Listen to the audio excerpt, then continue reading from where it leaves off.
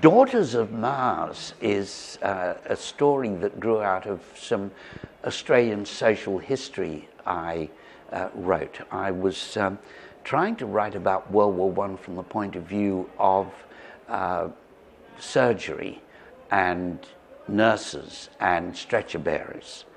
And the reason I was attracted to doing that in the history I was writing of Australia was that I think, there's too much emphasis. Well, if you're in a battle, it is the only place on earth, I suppose, but there's not enough emphasis on the damage that comes back from the battlefront. And if there were more emphasis on that, people might be a little less willing to go to war. So I began writing a history of World War I from the point of view of reading nurses' journals, reading stretcher bearers' journals, and then I discovered that the nurses' journals were so fascinating for a number of reasons that I'll mention, that they deserve their own book.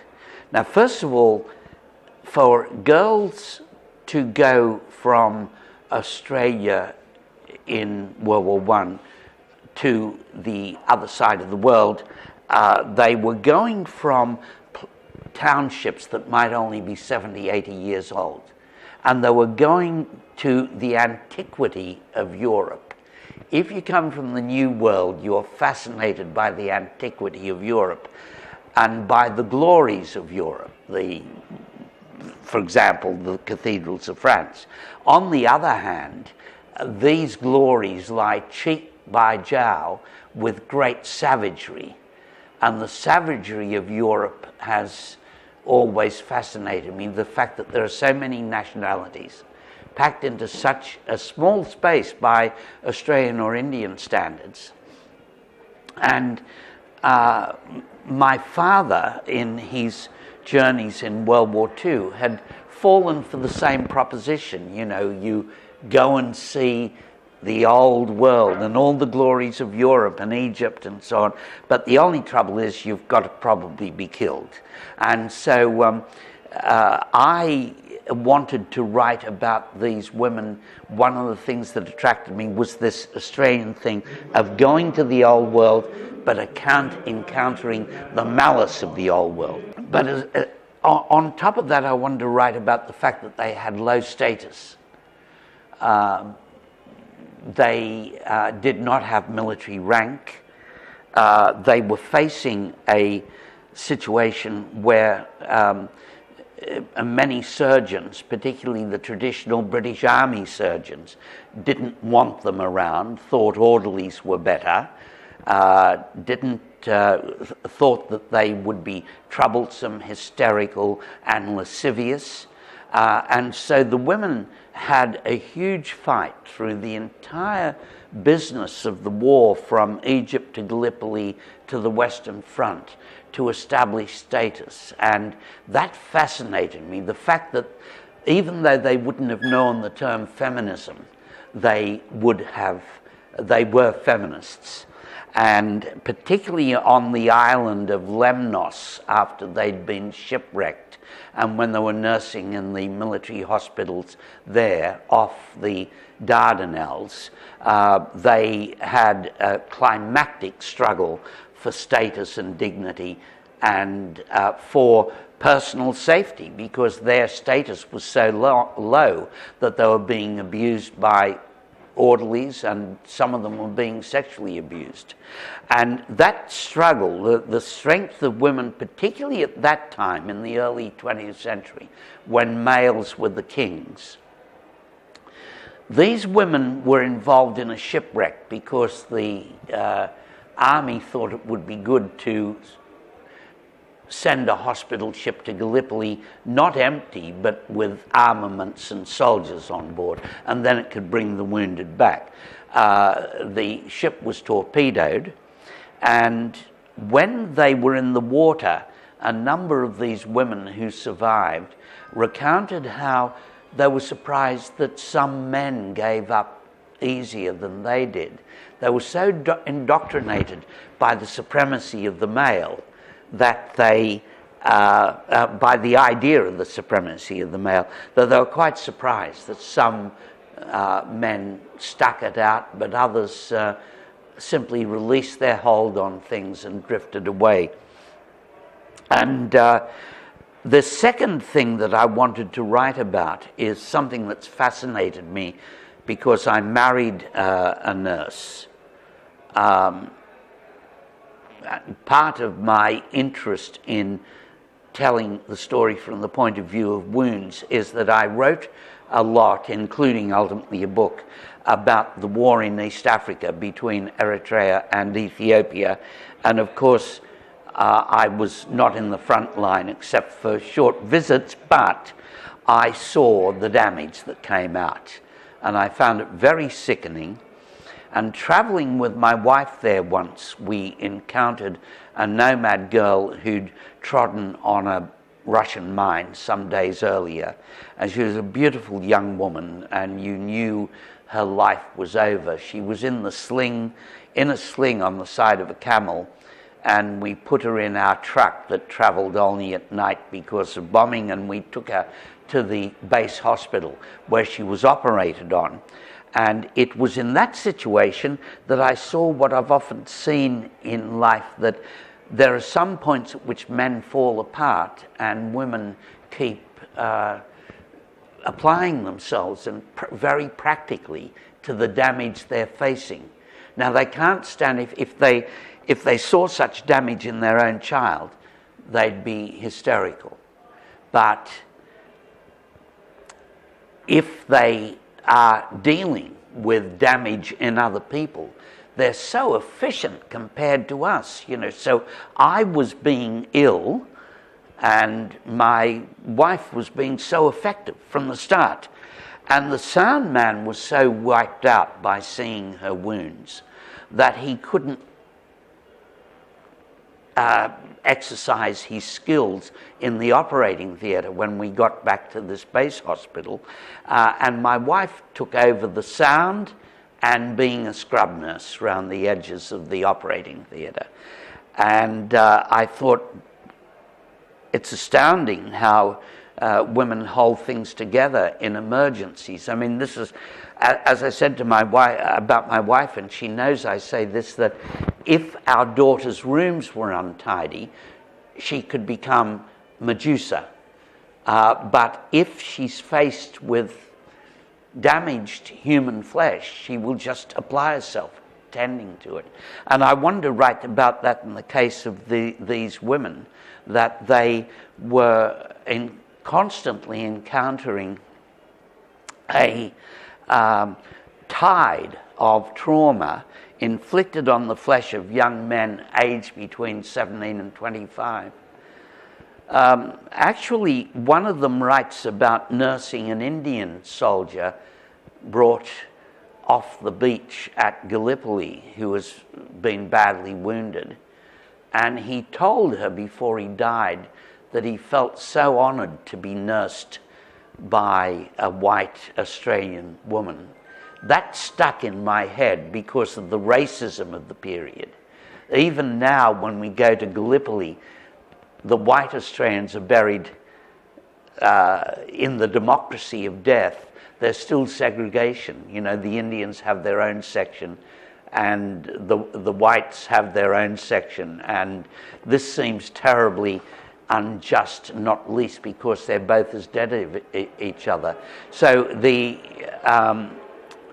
question of race in World War I, and last of all, the question of sexually transmitted diseases in World War I prior to antibiotics, and the impact they had on families back in Australia, no doubt back in India, no doubt in Canada and the US, because these diseases were easily picked up in places like Cairo and Amiens, often by quite fairly virginal young men, and their entire lives were affected by this intractable disease. And many of them suicided, a number of them suicided rather than face their families back home when they were repatriated home in their own section of hospital ships. So these unspoken tragedies, the sort of tragedies politicians don't mention at the War Memorial,